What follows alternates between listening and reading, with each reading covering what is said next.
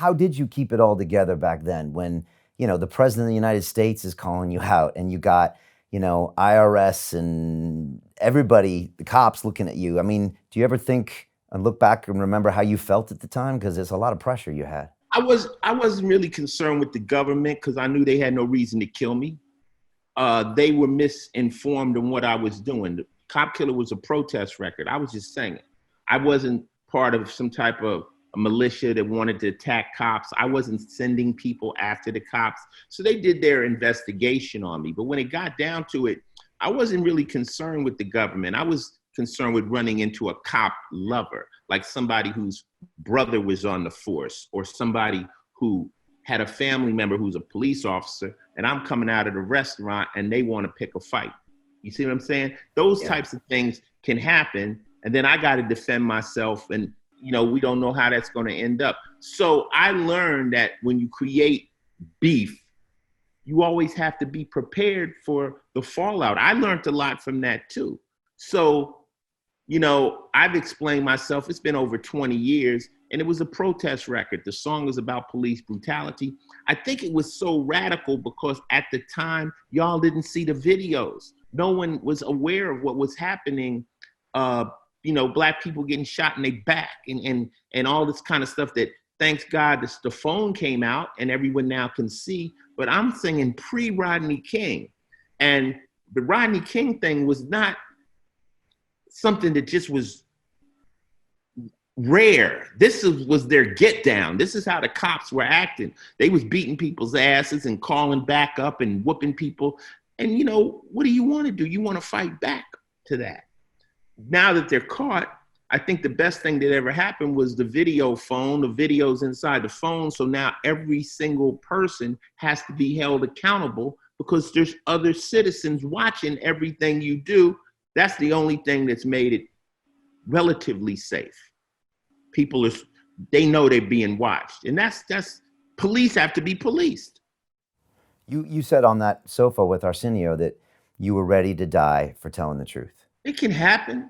I mean, whatever you're saying, there's certain people out there. There's crazy people that want to take action against you if you speak. I don't want to die, but I know that's possible when you speak out. If you don't want to cause any problems, just sit back and be very neutral on everything and be pop, like pop music, pop, sing what everyone wants to hear, say what everyone wants you to hear. But I've always been rock. I'm gonna say what I feel. And, I'm just aware. I'm aware of it. When I speak on that, like I could die, I'm aware of that. I'm not thinking, oh, well, I'm some guy that people are coming. I'm not saying that to big my ego up. I'm just saying, people get angry. And I've gotten death threats my whole career. Me, Chuck D, all people like us, we get death threats and, oh, we're going to kill you. If you come to this city, we're going to kill you, this, that, and the third. But I'm from the hood. Dogs don't bark, they bite. Anybody that got time to threaten me, I'm not worried about. I'm worried about that cat that's coming on a mission and he ain't telling nobody. That's the one to worry about.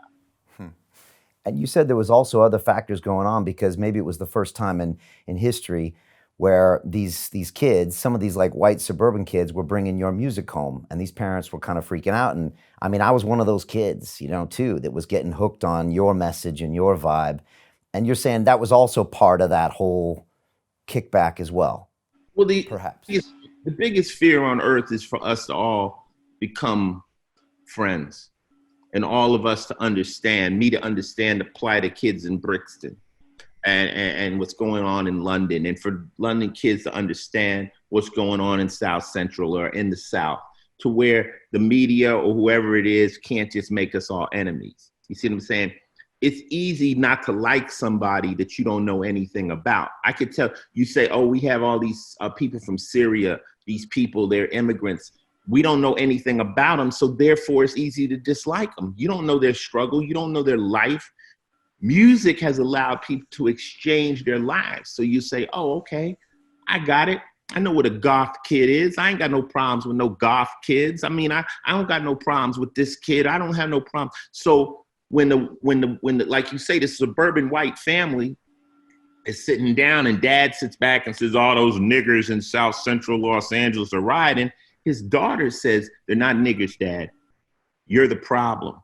And the police have been taking advantage of black people for years and years. And he looks over and he doesn't realize his daughter has on a Public Enemy t-shirt and has an Ice-T poster over a princess bedroom set. He doesn't realize it's been home invasion.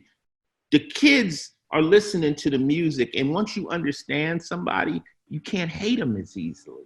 So I think hip hop as a music has done more to bring the world together than any other music. We never stopped anybody from doing it. Eminem is like the greatest rapper in history at this point, you know, from his skills and styles, the #1 seller. We never stopped people. There's kids in Brazil, there's kids in London. It was a movement that allowed the world to become part of it. And it's your chance to tell your story. That's all hip hop is. It's your chance to tell your story and hear mine.